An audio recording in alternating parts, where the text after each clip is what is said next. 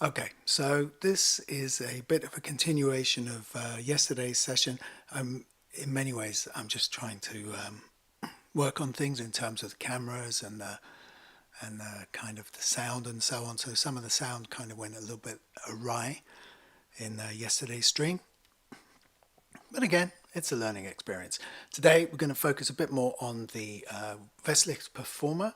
I think it's a highly underrated sequencer, but I also consider that we don't really need to use, I use Ableton a lot, which means that an 8-step hardware sequencer is a nice sort of add-on, but it's not really going to be the centerpiece of everything that I do. But in terms of Modular, the 8-step sequences like this, or even 4-step sequences, can be used in lots of different ways. Now, my original plan was to have 2 cameras, so the other camera was zoomed out and then you can see the rest of the rack. But for some reason I can't get that camera to work. So I'm afraid you just have the close-up of the Westlicht. This is a buffered mult. This is a touch LFO, and then the twin waves will be the only oscillator that we'll be using. And then of course further off camera, and I might sort of zoom out at some point, is a Klavis flex shaper, a DIY build of Tides. There is an Octave. There's a Distinct Mark IV. There's a Make Noise Dynamix. There's an After Later Audio Tilt. And then there's a Music Thing Modular Startup, which is highly underrated, but actually really good. And then there's an RYO Penta sequencer as well, step sequencer. So as you can imagine, we're going to explore a few things, but I suppose the main point here that we're going to look at first of all, let me just plug I'm just going to patch the oscillator in, which is on oscillator 1, which is a sine wave here. And the Westlicht is basically, you've got 8 channels of CV, which are basically your note values coming up, 1 volt per octave, and then your gate patterns. And if you managed to watch yesterday's one, or some of my other videos, especially if anyone's to do with some of the academic writing that I do and presentations, the idea around complexity is more easily realized within this kind of setting in some ways than just in a DAW. You do have to think a little bit harder in a DAW to kind of get something together. So we've got volts per octave coming out of here. So your channels are arrayed at the top here. So track 1, hopefully you can see that, but it says track 1, track 2, 3, 4, and so on. You use the page to sort of shift through, so that here these then are the 16 steps, so a page 1 of 16 steps, and you can have up to 64 steps. I never really go beyond 16 because you can do a lot with 16 if you start to make them kind of correspond and interrelate within each other in terms of the different gate patterns and the different sorts of CV values that are coming out. Anyway, we're just going to deal with one track. So when you've page S1, step 1, takes us to a set of menus. Now these are multi-function menus, so you press the F keys and it will take you through a number of parameters. So on the gate pattern, you get gate, or on the gate page, you get gate probability. So this is like those RIK sort of sequencers, and a bit like what will be the probabilities that you'll find in Ableton 11. Gate offset, slide, so if you want to get those kind of TB303 type sort of approaches, and then we're back to gate. Likewise, we get retrigger, which obviously relates to gates, so we get retrigs, the retrig probability, so it's only 2 pages there. We then come to length, so we have gate lengths, length range, probability of length range as well. So you can imagine it gets quite complicated. For notes, we have note, and the Westlicht is a little bit different from, say, some of the other sequences in that it also has voltages as well as kind of quantized values as well. So you can kind of design your own sort of scale kind of needs based around so if I wanted to do something that is like a root 5th and a flat 7th, okay, so that's not a ready kind of scale that you would find, But if I did a root fifth and a flat seventh, I can do that using voltage, as opposed to using note values. So the designer Simon has taken a particular kind of way of looking at this that actually allows for a lot of flexibility. So you can design some really interesting scales, but I doubt we'll go there today. So in the note page, you've got note, obviously. You have note range, the note probability, and then finally you have conditions, which I don't think we're even going to get anywhere near that right now, because there's quite a lot of sort of conditionals that you can apply. And again, I don't really use those a lot. So I might need to brush up on them before I start talking about them, acting like an expert. So I suppose the biggest issue in some ways, I suppose, that I would really love to see, but I'm not sure he's ever going to get around to doing it, is to disconnect CV values from gates. I would like to be able to enter a CV value without actually having to do a gate. And there are shortcuts and so on that you can do. But anyway, here we go. So gate patterns, basically, you can go through everything. That would be your 16 channels. This is just as one. So it's kind of nice like that. So that's 16 gates. So if we press play, we can see it sort of flashing through there. In fact, I'm going to now move this over. So the oscillator now is going to go into the Dynamix. I'm going to put this into tides. And then tides is set to an envelope. I'm going to make that unipolar. And then take the output of Dynamix and put that back into the mixer so far. And there we go. So just tighten up tides a little bit so you can hear the 16 steps. Okay, so then moving over, so I suppose we may as well stay on the gates. So gate probability, I'll just turn that down a little bit because it can get a bit irritating. Gate probability essentially means like with the possibility of a gate firing, an event taking place. So you'd use page to select the gate that you want to, sorry, not page, but select the gate that you want to use, and then basically select between 100% and then down to various kinds of values. So what I'm going to do here now, using page, I'm going to set last to just the first step, so it's just a one-step sequence. So you can hear it sort of firing or not firing. So even with a very simple, like one step, you can set the probabilities range so that actually you can start to create variety just basically on a single step. Okay, I'm going to change this to 2 steps. So the second step is always firing, as you can see, and the first step less so.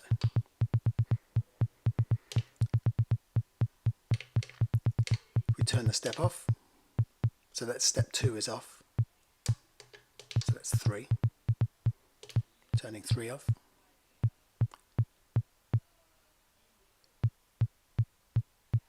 So we'll get some. So again here, so I find this type of gate pattern interesting when you take the, let's do the envelope again. So put the envelope in the buffered mult. Let me turn that down. So the envelope goes in the buffered mult. So this will open and close. Dynamix. It had me there for a moment. I didn't know if it was going to start firing or not. And then take the envelope. So we can use this as a modulation, right?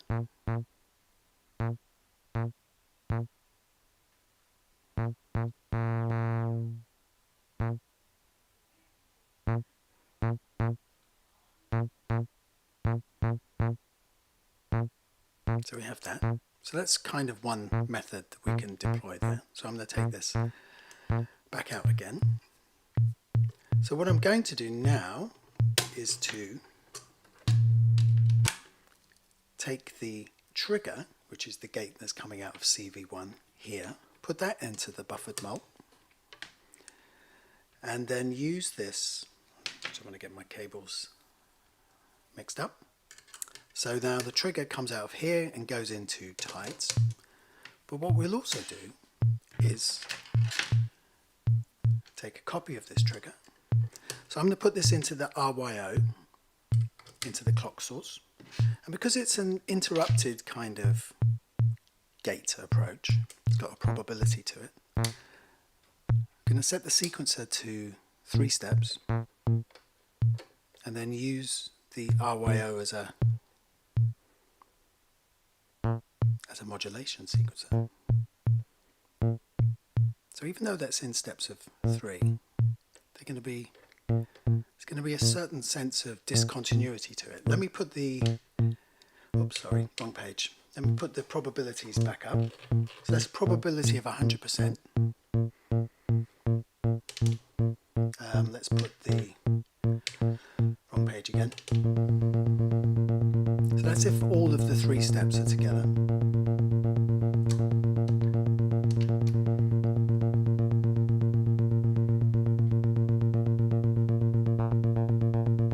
So it's modulation running in 3s. So now if we take the probability down,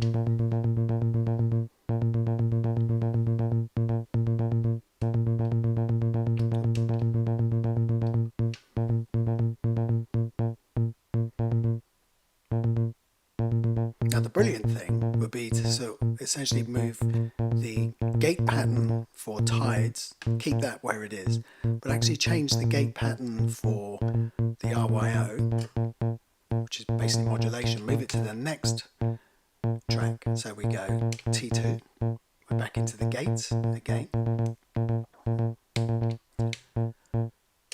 1 gate, make it just 1 step, and then change the probability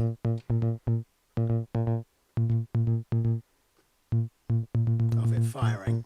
And then if we go back to T1, so T1 could have a probability of 100, but we can create more variety by having the RYO step sequencer on a more extreme kind of probability setting in terms of the likelihood of it actually generating an event.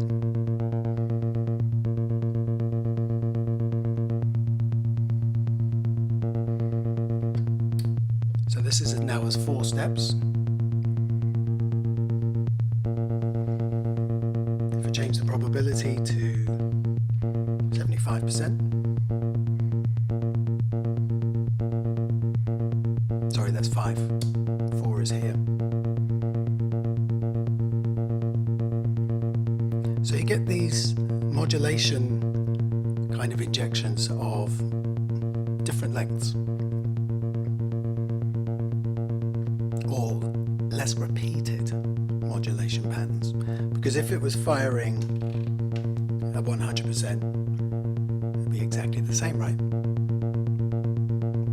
So there you can hear it as just being very regular. So even just a small change of probability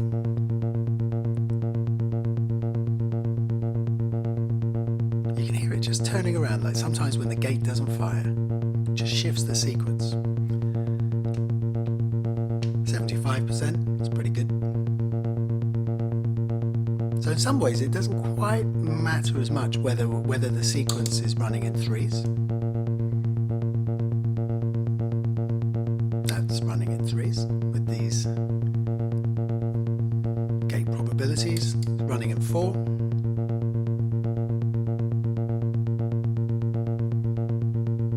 And then finally running in 5.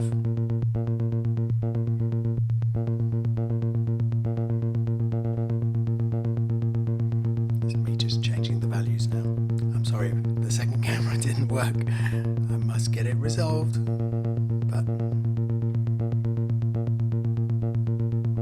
that's running in 5s off gate outputs 2 or gate output 2, and we have a probability 65%. This is 62.5 for those of you that like detail. Okay, so we're going to go back to track 1. So let's say that we have continuous gate patterns, 16 gates, right? So it's a 16-step pattern. You also have divisors. So the divisor is here, so at the moment that's 16s, 32s, 64s, and then going in the opposite direction. Eighth notes. We also have, on the bottom row, for the divisor, basically what you have here are the triplet values. I don't use those as much. I prefer the dotted values, but there we go. And you can access the full range of values using the rotary encoder. So that's eighth notes.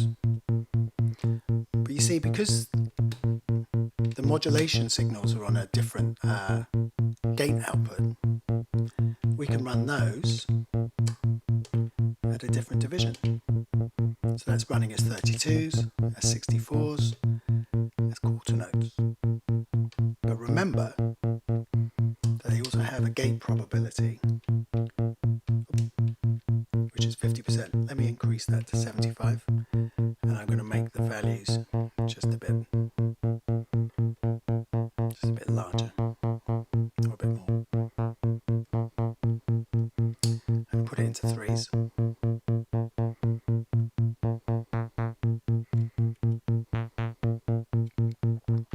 So what I'm doing there with the Klavis is just basically, it's a bipolar modulation amount. So there it's moving over to the left, which is basically negative. So I'm using this almost as a kind of an offset for the modulation values that are coming off the sequencer. So by pushing them more to the right, they become more positive values.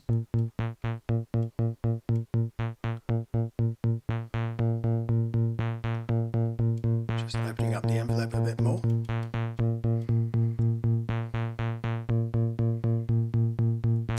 Changing the divisor back to 16ths.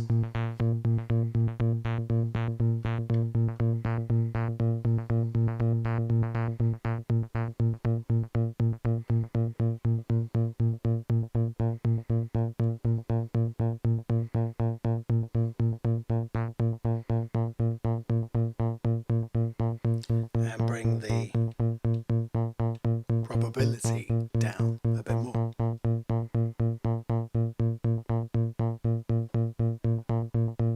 So we have that. As well as that, we can, I've already used these, but we've got, when you hold the page down, you get these other parameters. So we can do first step, so we can position the first step further down if we want to, or the last step further, sooner than 16 steps. And we also have mode. So mode will give you a number of parameters. You can see the ones that are accessible light up, and the rest do not light up. So we have forwards, backwards, pendulum, ping pong, random, and then random walk. So random walk, I suppose, best simulates the sort of the slower random values that would come out of things like the ultra, the URA, the ultra random analog, also things like marbles, pachinko, and of course the stuff that would come out of the Buchla, sources of uncertainty. So yeah, so worth kind of, again, I'll try and go through those, because what we should really do, which we haven't done yet, is actually sequence some note values. So coming off of CV1 here, so at the moment everything is just C. Well, that's at least what it says there, but what the oscillator is tuned at is your guess is as good as mine. Now, if you want to have a different value on a step, you select the step, making sure you're on the right page, note, and then, so you can hear, that's a C sharp. Let's go for a flat in the 7th. There we go. And then for step 3, that's going to be an octave. Well, let's say that that's the 5.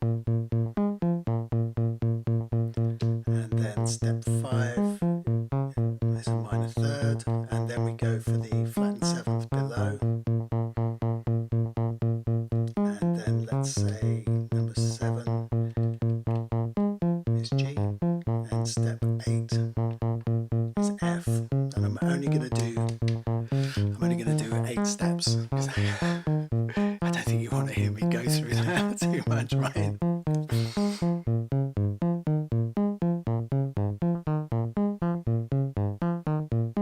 So you can hear that those notes, the intensity of those notes will change because of the modulation values in the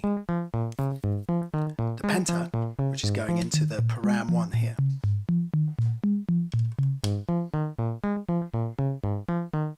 Right?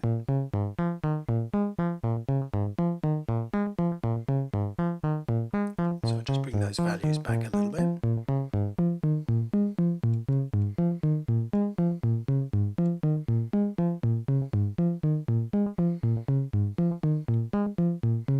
Get little flicks.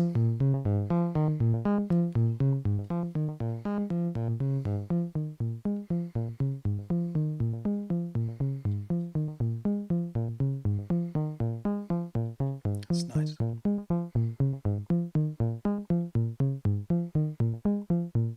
Of course, what we can also do, because the Westlicht allows us to do that, the Penta has a reset for the sequence. So let's say I'm going to take gate 8. So we'll press 8 up here and make sure we're on the gate page. As you can see, there's already some values in there. So I'm going to clear those. Oop, didn't want to go there.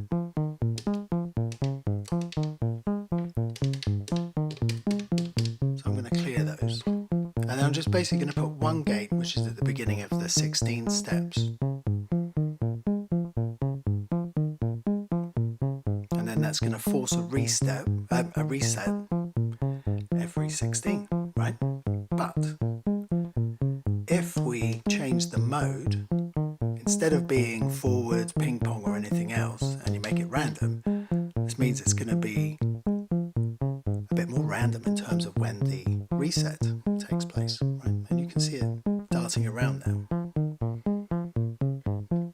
going to change this to 5s, just to make it odd and different.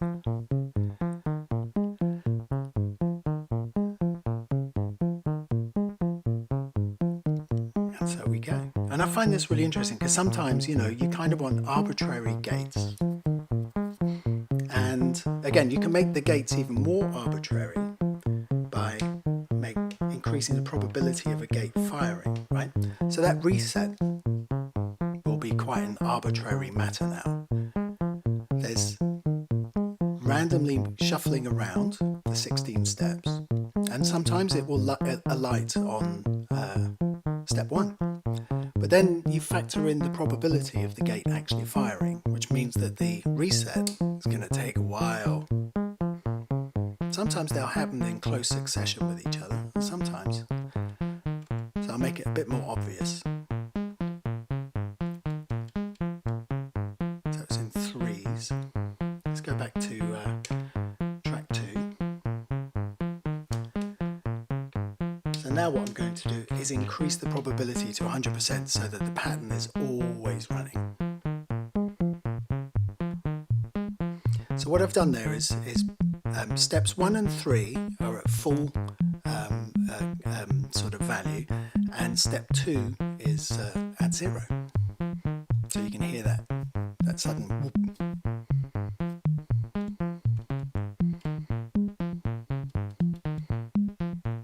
Just to make something more noticeable when we look at track 8 and whether the gate fires for the reset. So that's one of the things that we can do there as well. Okay, back to number 1 and back to the notes. So we've got this 8-step pattern. Let me take the other gates off so that we know we're just dealing with one row. Okay, so we've got C, A sharp or B flat. We have G, C. In fact, let's make that one the octave.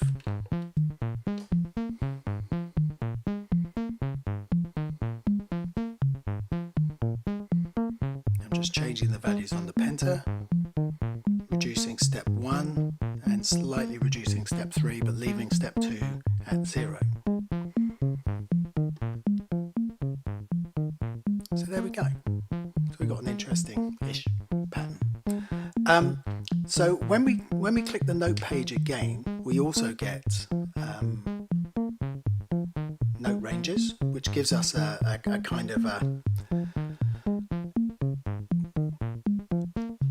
If you think of it as a number of steps above or below a note. So if we did a positive note range up, say one step, so on a step that has C, 1, if we're using a chromatic scale, which is what this one is, and I'll have to reset the scale in a minute, but what this does is that it will then introduce the note C sharp. So let's change the range to 1. There you go. Right. And then the probability at the moment is set at 100% that that's actually going to fire. So if we reduce the probability to 50-50, 50%, 50% of the time the note is going to be C, and the other 50% is going to be C sharp or D flat. There we go. Blink and you'll miss it. I'm just opening up the envelope a bit more on tides.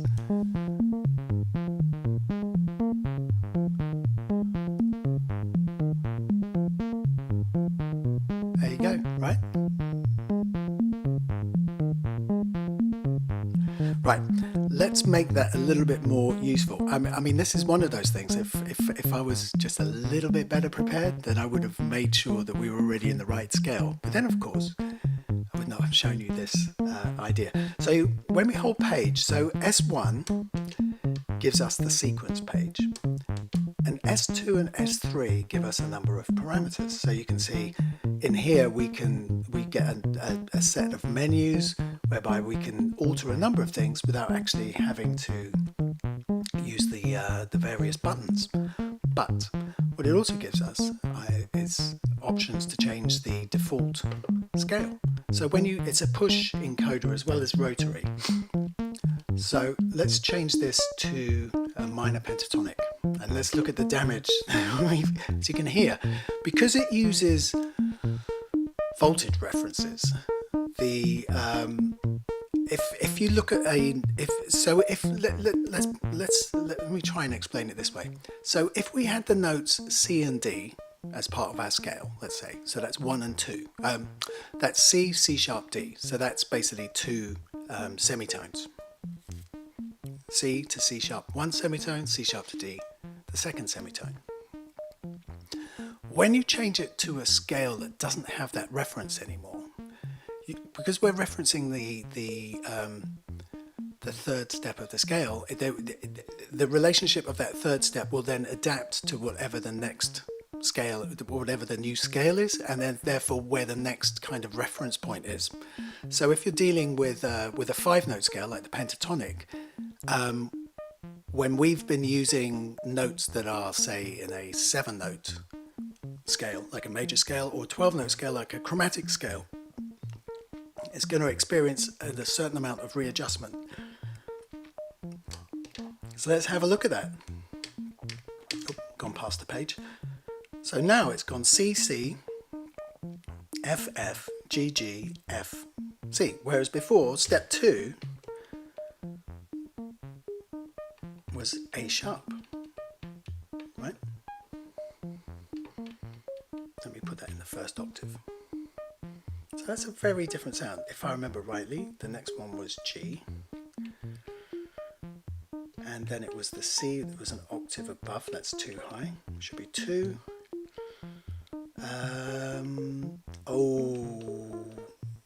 I think it was an E flat. Then I think it was an F. Now I'm guessing. Then it was it. Let's make that one a C again. And let's make this one a G.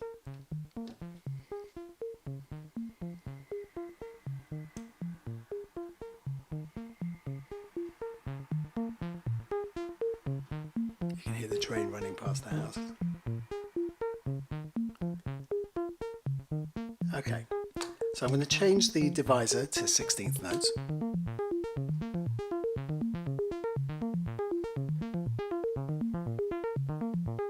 Now underneath those pages, as well as being able to do scales, we can also change the root note. So we can affect key changes if we wanted to, or modal kind of shifts if that's what we want to do. Oh, sorry, I'm still on the wrong page. And then under page 3, there are a number of things here, because the Westlicht also in that has like a film mode, which I think is really interesting. But because I haven't really sort of got drums in here and things like that, I'm going to leave that out for a bit. You've got things like slide times. We can change the octave.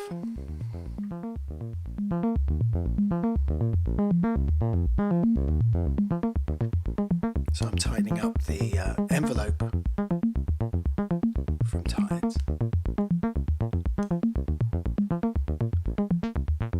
And I'm just increasing the modulation values from the Penta.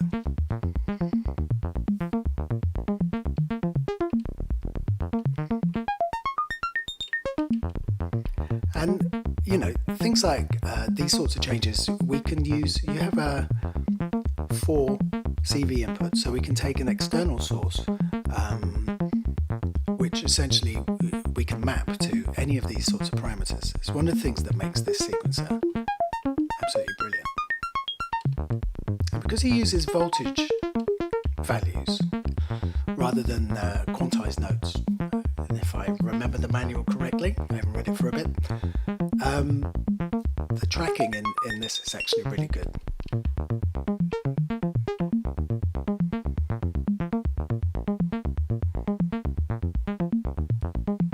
Sounding funky. So, you know, if we go back to track 8, which has got the random one gate, right? I mean, one of the things, I mean, I kind of like the visual aspect of this, so you can add more gates in, so, you know, you can see what I'm doing here. I'm not really thinking in a linear fashion, I'm just thinking in terms of shapes. It's kind of like a quasi kind of ADSR type sort of shape, because at that point, you know, you can remember the kind of the shape of it. Excuse me. You can remember the shape of it so that you can play around with it, right? You can sort of reverse values.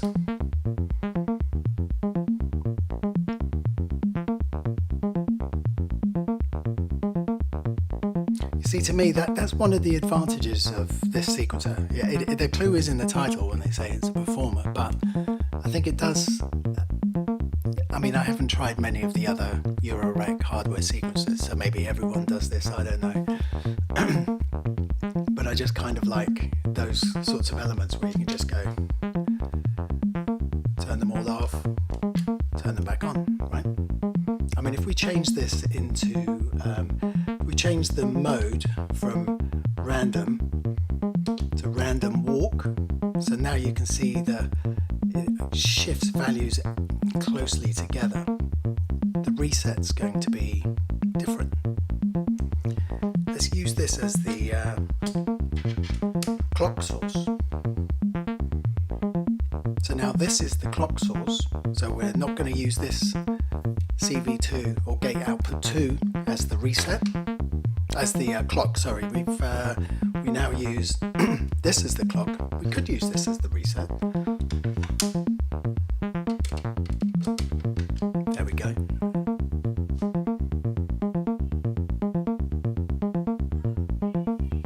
Possibly not. I kind of like it. Okay, so now I've switched the Penta into 4s.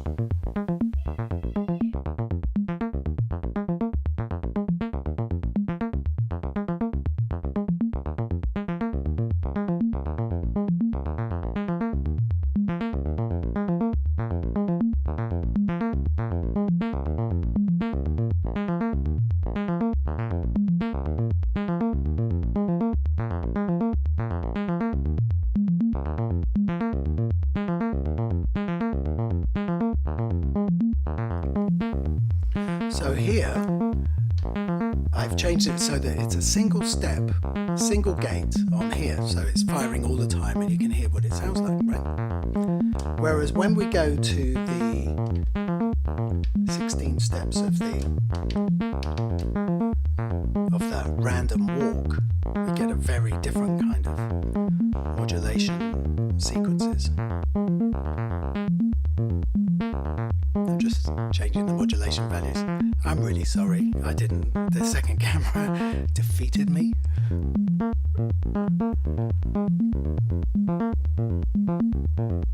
You know, it's a very funky sound in a good sense of the word. You know, and the thing is that it's very performable. You know, I mean, if we consider the relationship of the gate patterns when we look at them here, you know, visually, if you follow this kind of method rather than thinking in terms of linear stepwise, you can sort of, you know, we could reverse these two and bring this one down so that it's the reverse, and that will change as well, one hopes. Let's put the mode into just forwards.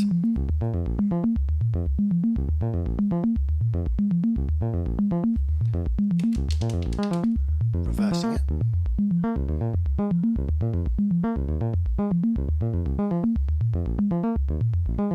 Going to change the sequencer to fours.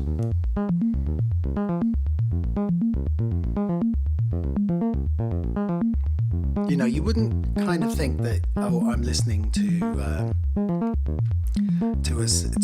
kind of a step sequencer running in fours doing modulation values with this kind of gating pattern, because this gating pattern is coming off of 8. So that's without the gate firing the sequencer.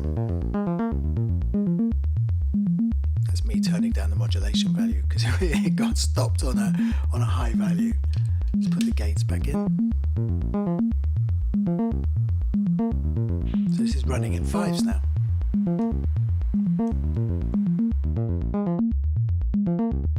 So I'm going to play around with the envelope on tights. So we're going to hear it go from really tight, like now, to pretty much legato.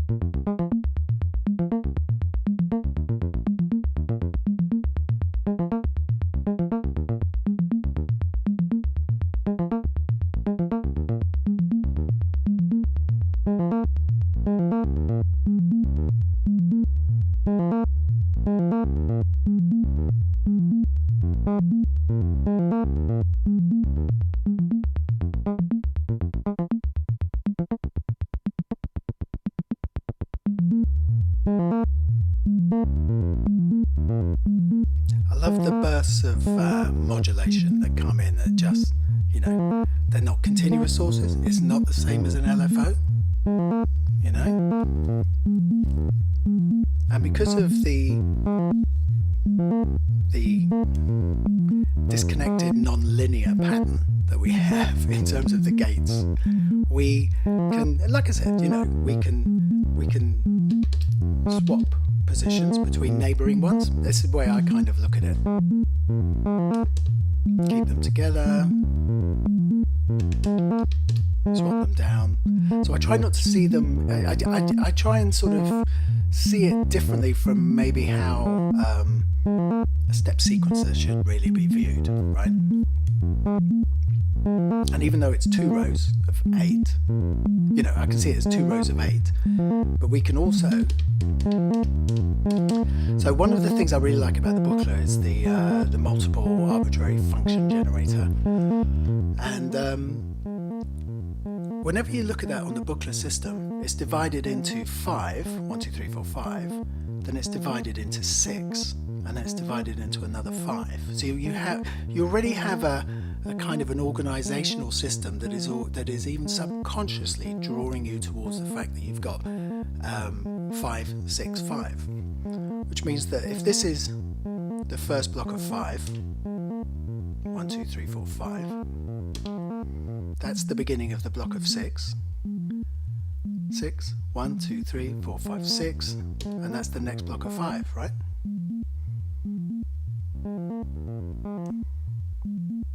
You can see what happens here. Now if you take the idea of kind of subdividing, rhythmic subdivision, so 5 can also be divided into 1, 2, 1, 2, 3, or 1, 2, 3, 1, 2. So we could have that now as a subdivision. So that's 1, 2, 3, 1, 2, 1, 2, 3, 1, 2, 5. 6 can be in blocks of 2. 1, 2, 1, 2, 1, 2, right? That gives us a very different, let me put the modulation values into 4s. So here I've got the values high on steps 2 and 4 and low on 1 and 3, just for the, so they're in an offbeat position, right?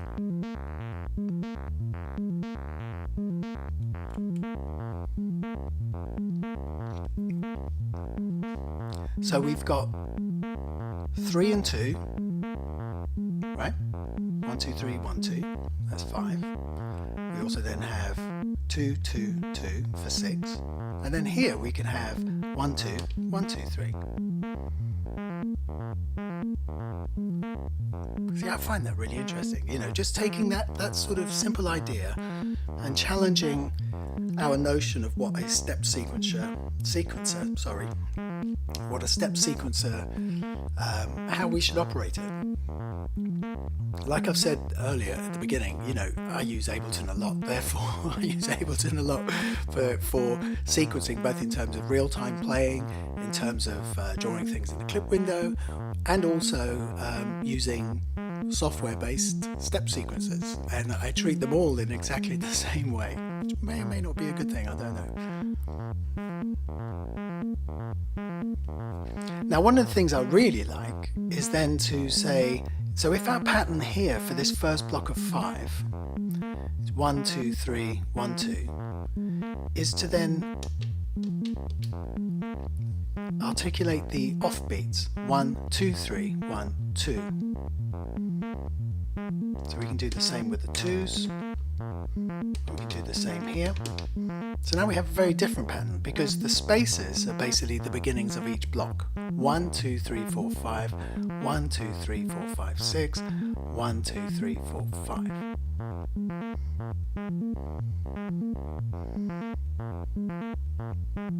With a step sequencer that's doing modulation duties. I mean, if I take the steps, if we take it out, it is a very different part. It's not the part that we've been listening to for some 40 minutes, right? Here we go. That's a very funky line. So what I'm going to do here is, this is a passive attenuator from Coma Electronic, about 7 or 8 quid. And I'm going to use that to kind of control or attenuate the sequencer values from the Penta. So that's full.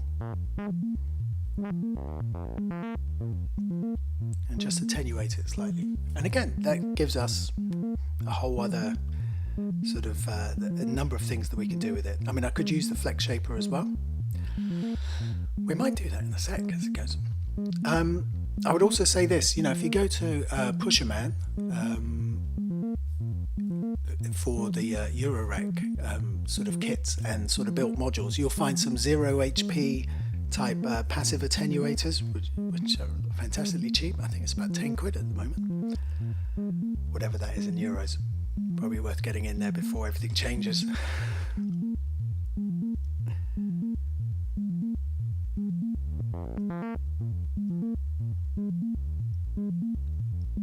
You can just feel it. It's just on the edges, right?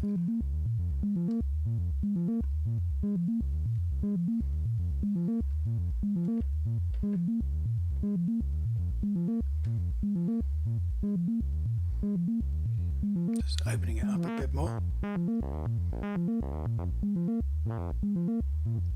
I have another module which is which basically takes a foot pedal, like a volume pedal that generates. It takes its MIDI values that are coming out that it's generating, and then converts those into CV values, and then that would also be something else that I would use to attenuate the modulation values as well.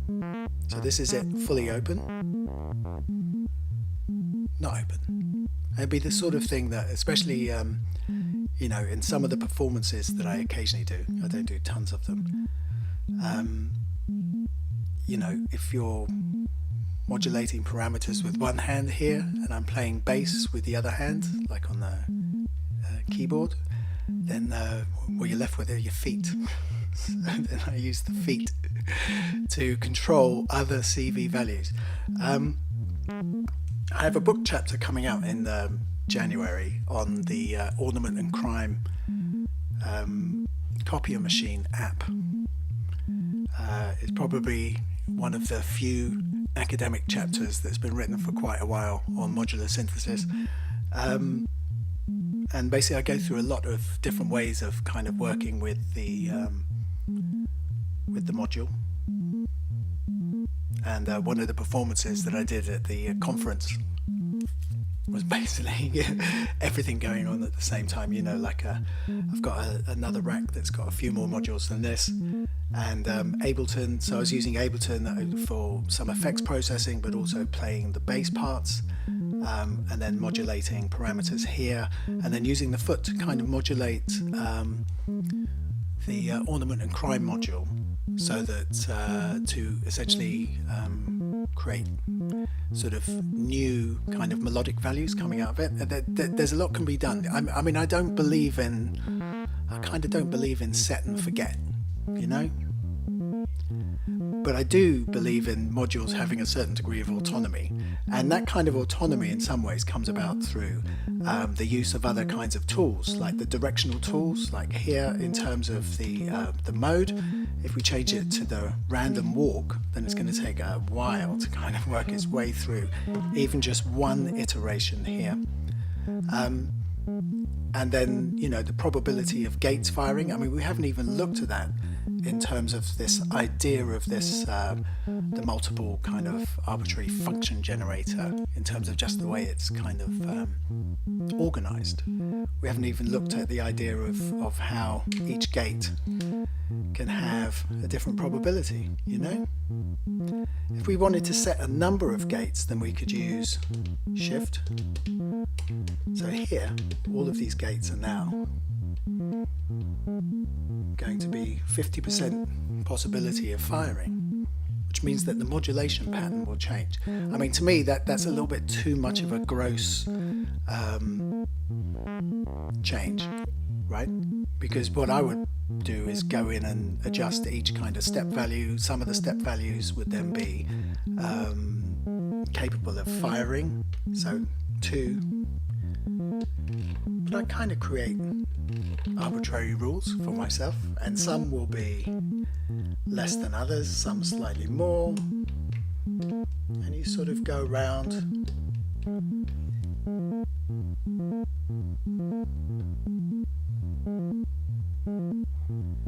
Let's increase the modulation. Oh, that was a good one.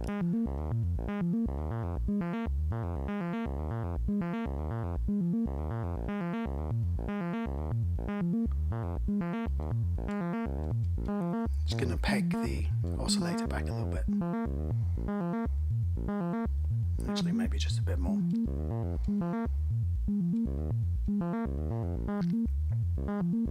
So just as a reminder, because we're sort of coming to near the end, the gate pattern from 8 is going into the clock input for the RYO Penta, and then the output of the RYO Penta is going through the Coma electronic attenuator, which is passive attenuator, and then that's modulating the param 1 of the Klavis twin waves. And I've got an envelope which is currently being generated on tides, and the gate pattern for tides is coming out from this gate 1, and the CV values for the pitches are coming out with CV1 as well. And they're all going into a Dynamix, make noise Dynamix, which I really like. I don't think it gets as much respect as it should do. And then these go through a Music Thing Modular startup before it goes to out into the world of YouTube, which is onto you. So hopefully it sounds good. I suppose one of the things we can do now, whilst we've got a few minutes left and before my kids kick off, is that we can have a listen to the different oscillators. I'm just going to turn this one down. So here's the square wave. So the main parameter here for the oscillator for square wave is essentially pulse width. You know.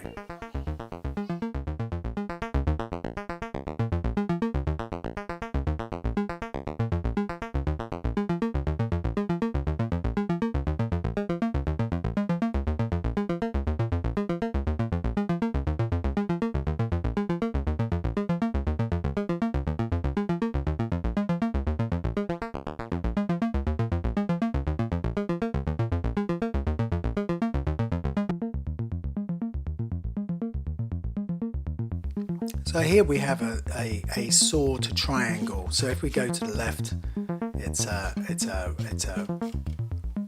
ramp down, and when we go to the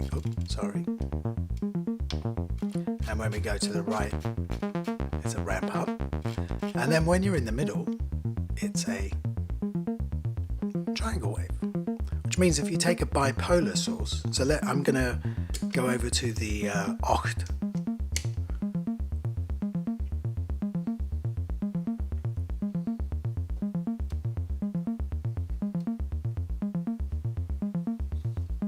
Making sure that I actually use the right cable.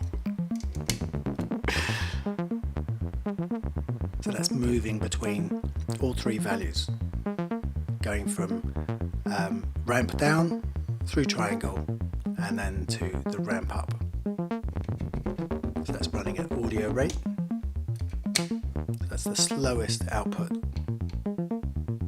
from the Octave, with the rate set roughly in the middle. So there we go. That's what we have there. Okay, I'm going to go back to the Penta. So then you get these double waves. So this is where things sort of become really interesting, I think.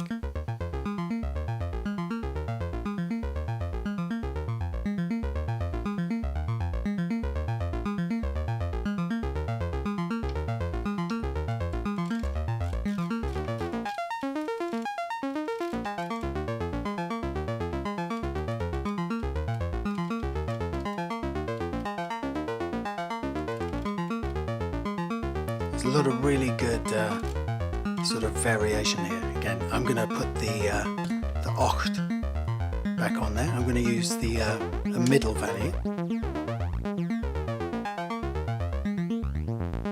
You can hear it sweeping through.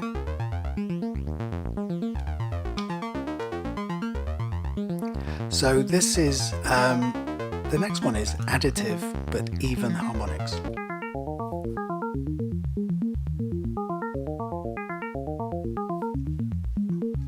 And of course the one after that is additive odd harmonics. You can do some two-step garage bass lines with this.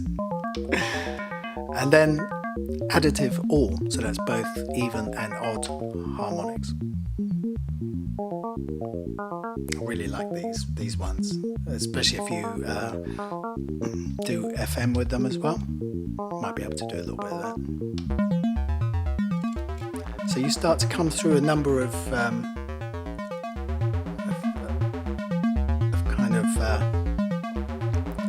variety of kind of transformed kind of waves.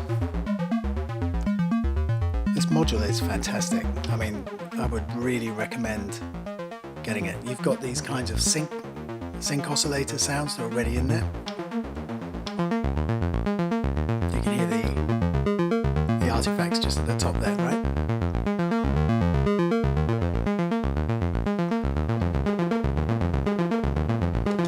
They go really fast.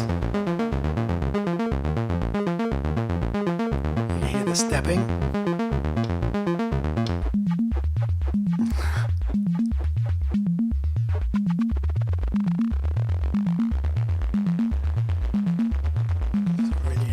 Sound.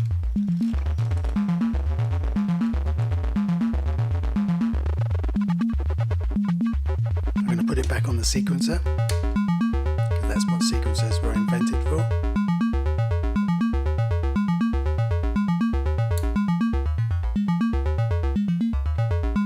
Right, see, this is where we need a sequencer, a clock that is running all the time. So I'm on gates from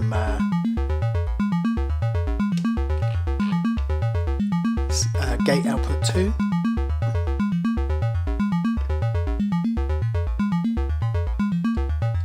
and the sequencer is set to 5s.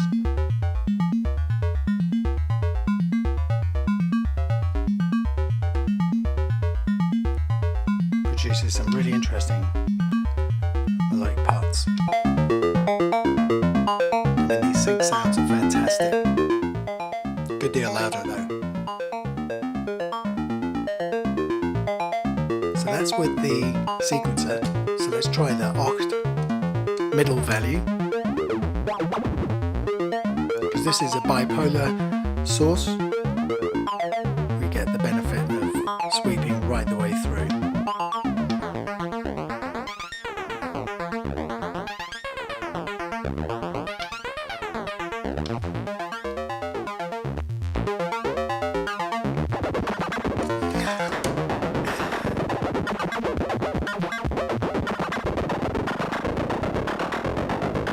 Audio rate modulation.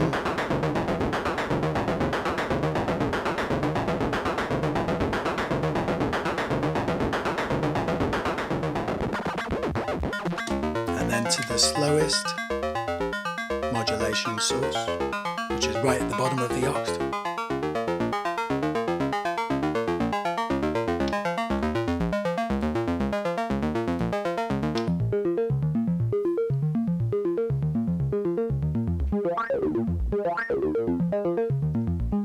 So you can hear it sweeping through, moving back to the sequencer, so only unipolar values, whereas the oct will give us bipolar, hence why we're bouncing between the two.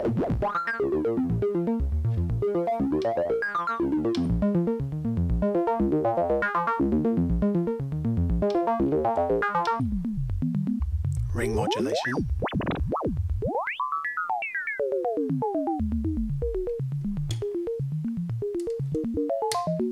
So this is now the sequencer going in positive, only unipolar.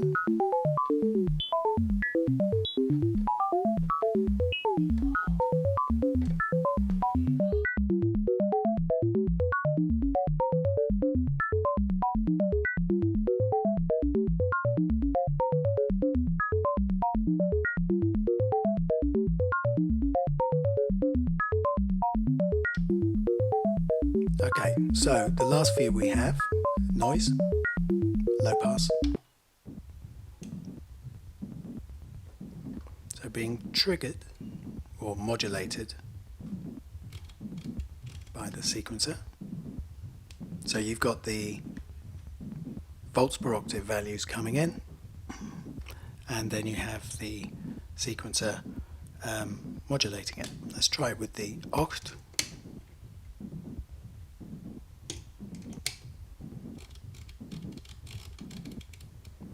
That's large. And then you have band bars. I've left it in audio rate mod. So it's a lot more audible. So this is back to the sequencer, running in 5s.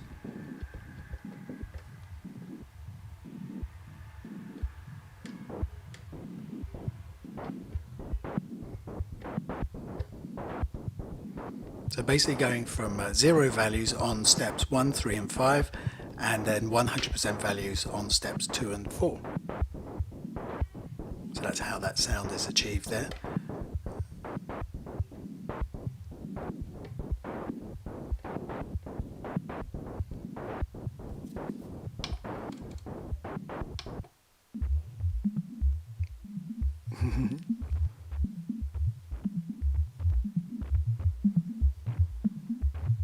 Not quite as successful on the modulation. Quite a bit of noise there. Now there's a lot more in the the twin waves than because it also functions as an LFO.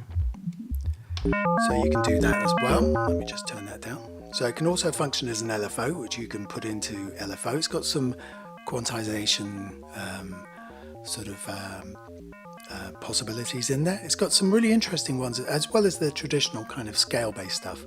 We've also got things where it's just say a root and a third, or root fifth, or root octaves, or any octaves, which is kind of cool because you just sort of go whatever the value is that comes in. Let me change this to a less harmonically rich sound. Difficult to speak over it sometimes, but if we do the quantizing, so here, so even though the values coming in are quantized, here it's octaves.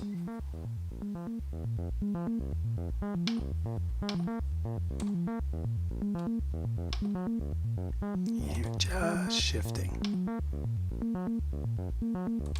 Thirds. Oop. Fifths.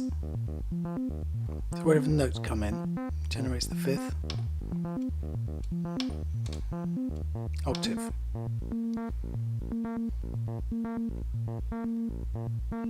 So even though these are quantized values coming in, we can re-quantize them, repurpose them, and then you get some other sorts of scales. This is a pentatonic. So even though we're using a minor pentatonic on the Westlicht, we have a major pentatonic set on the Klavis. Quarter tones.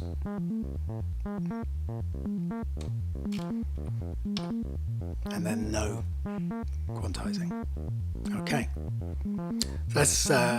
we'll kind of leave that there. For the next time I'm going to do this, we're going to go back to the additive oscillator and have a look at some stuff around FM and FM injection in the analog domain. All right. Thank you very much for watching. If you're watching this in the future, please remember to like and subscribe.